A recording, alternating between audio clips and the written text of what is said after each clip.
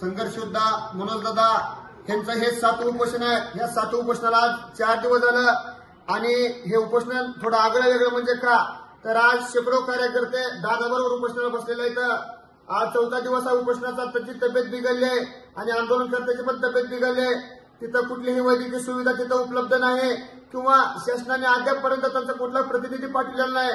जर आमच्या माणसांना जर काही कमी जास्त झालं तर ह्याला जिम्मेदार कोण असा आमच्या पुढे प्रश्न पडला असताना आम्ही या जिल्हाधिकारी कार्यालयामध्ये आम्ही स्वतः इथं आम्हाला एका खोलीमध्ये कैद करून घेतलंय।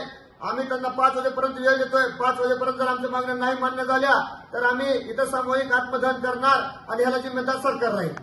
3 तास किती वेळ झाला कोंडून घेतलं? आम्ही इथं 3 तास झालं आतमध्ये कोंडून घेतलंय।